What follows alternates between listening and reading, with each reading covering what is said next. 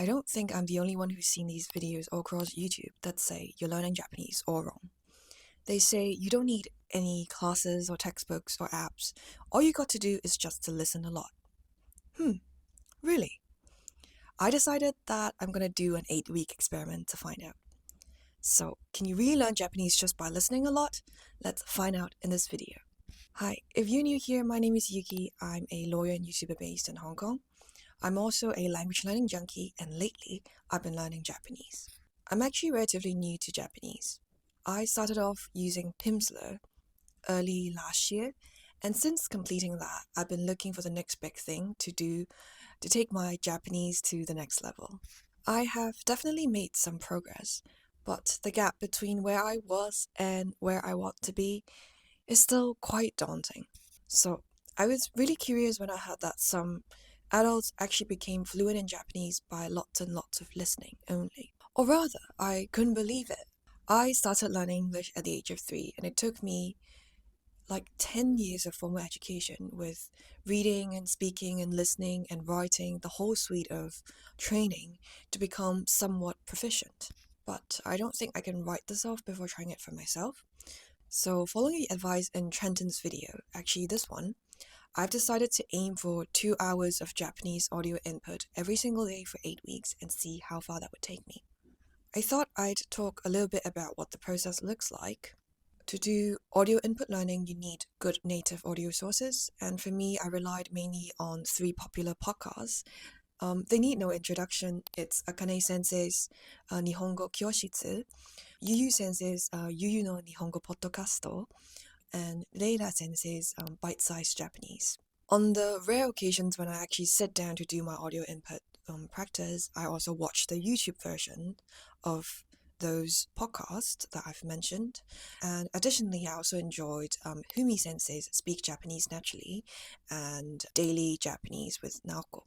I also relied heavily on the Mirror app that I've introduced in my previous video, which uses AI to generate a rough transcript of what I've been listening to. So that gives me the option to skip to specific parts of the audio if I want to repeat that to increase my comprehension, or if I want to do a deeper dive into the vocabulary or grammar structures used in a particular sentence. I explained in more detail how it worked in this video, so do check it out if you're interested. And as to how I find 2 hours in my day to do this exercise, it helps that this is a form of studying that you can do while you're doing other things. You don't have to sit down, at your desk to do the exercise. I try to get 1 hour in the morning when I'm doing other things, getting ready for work or making my way to work. And I try to squeeze in another hour in the evening when I'm doing laundry or having dinner.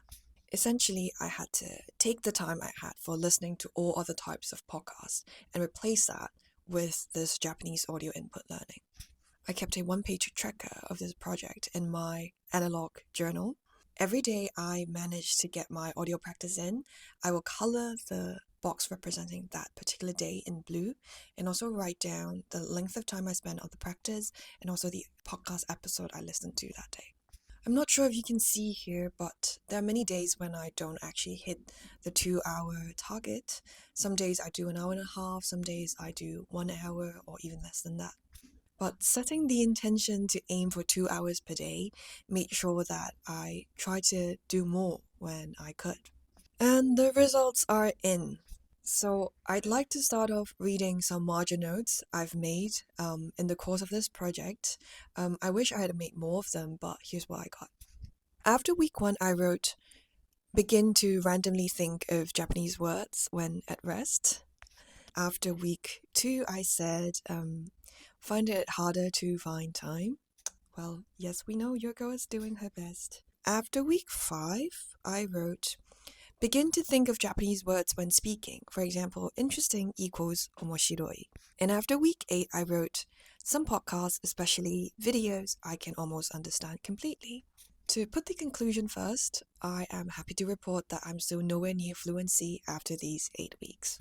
This is not a verdict that this method of learning does not work, but if you're anything like me, 8 to 10 weeks of consistent effort in this manner is apparently not enough for this method to work as magic to make you fluent. However, with that being said, I've actually noticed a lot of benefits with this method of learning, short of making me fluent in the language.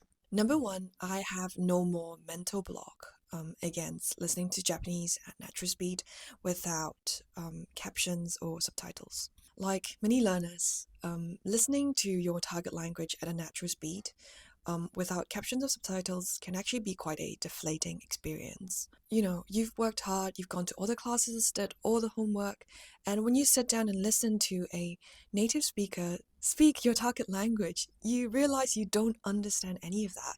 It's just really discouraging, it's really uncomfortable, and that's why a lot of people actually avoid listening practices. And they say to themselves, well, I need to have learn more of this language. I need more vocabulary, more grammar structures under my belt before I even attempt listening to a native speaker again. But with this intensive experiment, I would say that by the second or third week, it's become very natural, very normal to put on some Japanese to listen to, even though I don't understand very much of it.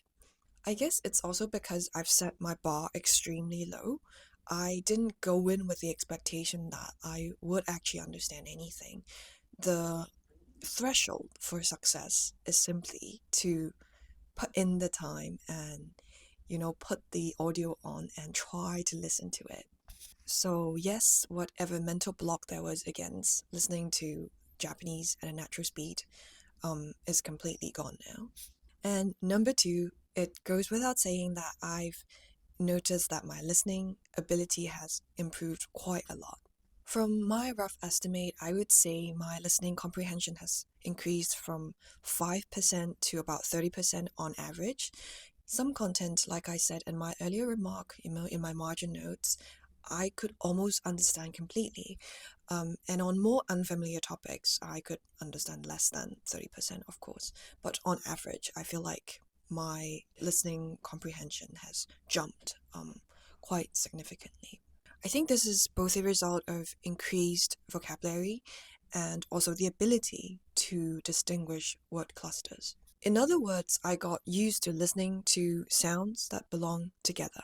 For example, in podcasts, I hear the cluster と思います quite a lot, which means I think something.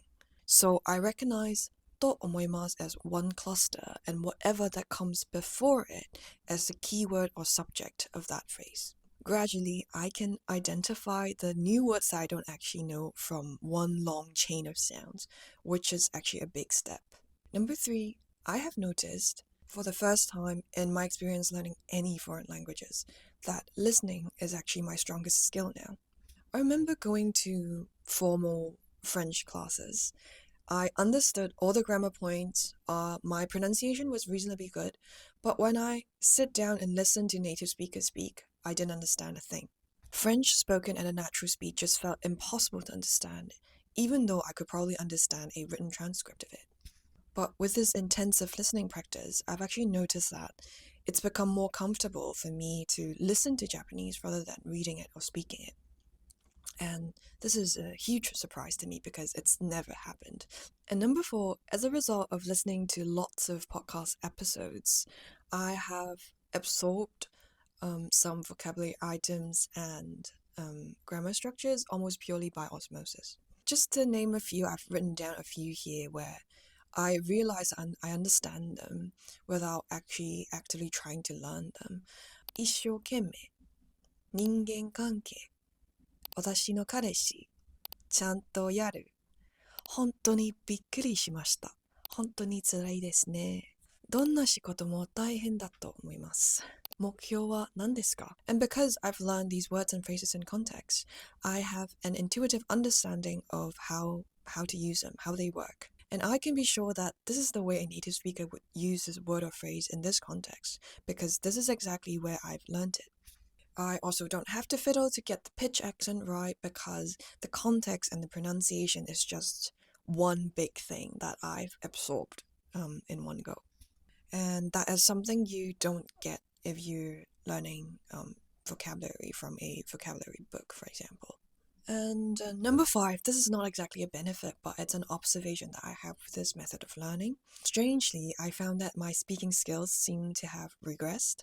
I have an idea of what the sentence should sound like. I hear it so clearly in my mind, but my pronunciation and rhythm just don't live up to the expectations I have in my head, if that makes sense. I guess this 8-week exercise has trained the part of my brain that deciphers audio input, but it doesn't train the part of my brain where I transform an idea that I want to express in my head into meaningful output. So it's the input versus output dichotomy, I guess.